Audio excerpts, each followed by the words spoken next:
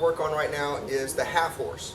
Now the half horse is for dealing with a force that's coming against my body. You think of, like, for instance, a right triangle. So if I was to push against Brandon right now, okay, what's happening now is if he pushes this leg out right here and extends it up right so, and then if you look at the back leg coming down, he's forming a right triangle right here. Hopefully you can visualize that. So when I go to push, you'll notice that if he pushes with the knee and locks in his core, he is very solid. Now to make yourself really strong, a couple of things you can do. It's okay to have the foot sideways. This is a good post. But if you really want more strength, you want the foot turned in a little more at 45 so that you get that angle between this line right here. And that really makes it a lot stronger. Do you feel the difference?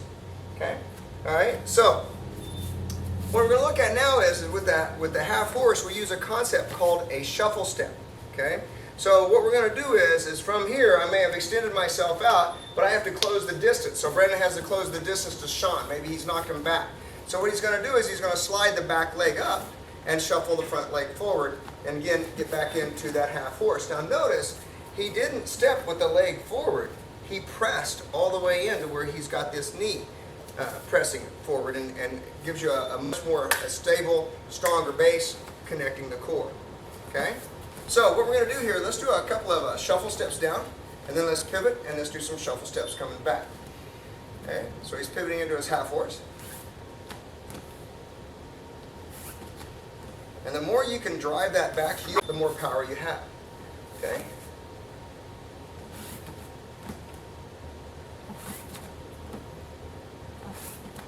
Very good. So next step is we're going to step with it. Sean, why don't you try this one? Okay? So what you're going to do is face the camera, if you would please, that way. All right? So get on line with me, if you will. Okay? And then from here, what you're going to do is from here, you're going to pivot, try to bring your foot together, and step and press into the half horse. Okay? Bring your feet together, step, and press into the half horse. Okay? Let's try that down a couple more times. All right?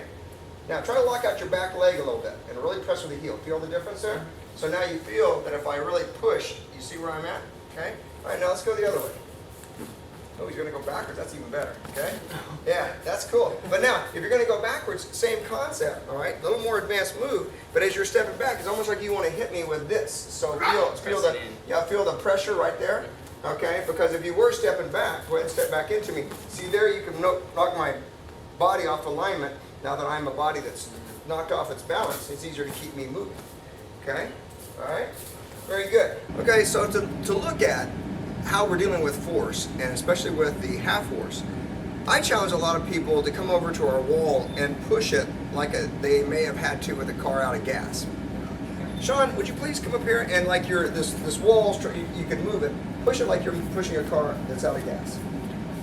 Now, one thing I want you to notice here is that he automatically assumes very much a half horse posture. Now, if you just scoot your foot up to where your toes are kind of aligned with mine there, okay, and go back to that. Now, feel that? Now, push against that wall. Okay? Now, you feel this?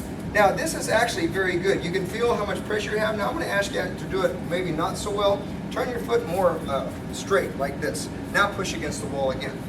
Now, do you feel stronger or less strong in this position? Less strong. Less strong. Now, turn your foot backwards. I see a lot of people do this one too, where you're, like that, like almost like you're in the horse.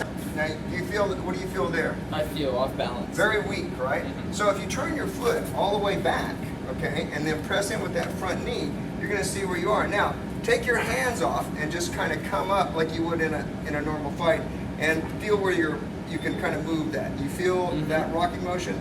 So do you feel very strong there? Very solid. So next, let's take a look at how the feet are aligned. We've moved over here to talk about alignment of the feet. Now, if you would please, let's do the typical boxer Muay Thai stance. Let's put your toe on this line right here, and let's kind of come in, your toe right here, and put your heel back up against there. All right? Now, in this case, what we're doing is we're uncovering this leg, and we're giving a lot of opportunity to fire it. But the thing about it is when you push, if you push against me, okay, it doesn't feel too bad, does it? Okay? Now, put the ball of that foot back on this line. And so every inch that I move my foot out, you're going to find it's going to be to a lesser degree. If I push against you here, okay, you feel how much stronger you are? Much stronger. So just by moving my feet that much is the difference in how much more stable this stance can be. So on line I've got a plane coming up, okay? And I've got the right posture that we just saw pushing against the wall. Let's take it to another level. It's called the axial shift. Now, I think it was Master Borsov coined this term, but most everyone in Sansu understands that what I'm going to do is I'm going to pivot on the balls of the feet from one side to the other. So Brandon, would you demonstrate, if you would please, the axial shift? Okay. So he's pivoting. Now in this case, it's like I have a rod running right down through my back, okay? And I'm just kind of shifting back and forth, okay? Now the next one I'm going to talk about is an axial press, okay? In the press, you might even bring your feet a little bit closer together for this one. And this was really meant to move someone or really have to prepare for a force coming from the outside. So what he's going to do is he's going to squat down a little bit and he's really going to shift into me, so like I'm coming here. So you notice how he's going to squat, he's going to pivot over to this side, boom. Now, if he was going to take me that way, okay, so you're going to grab me and pull me around you, okay? So right here, right? So as he pulls me around, boom, he can throw me. And notice how he had to use his back leg. So now that he's in this half horse, show him the press. So loading up the leg and moving to the other side. And then press and lock in, okay? Now it doesn't seem like a lot perhaps from you on the camera, but try this and feel the experience, because when you're down low, okay, and you're pivoting, you're loading up. So I can literally drop down, use a little gravity to bring something to me, come to the squat, and then when I move, I'm using the pressure of the press to be able to throw the person off or whatever it is, or to receive another person perhaps coming at me. Because remember, what we're dealing with is a force, okay? These postures that we're talking about are how to deal with that force.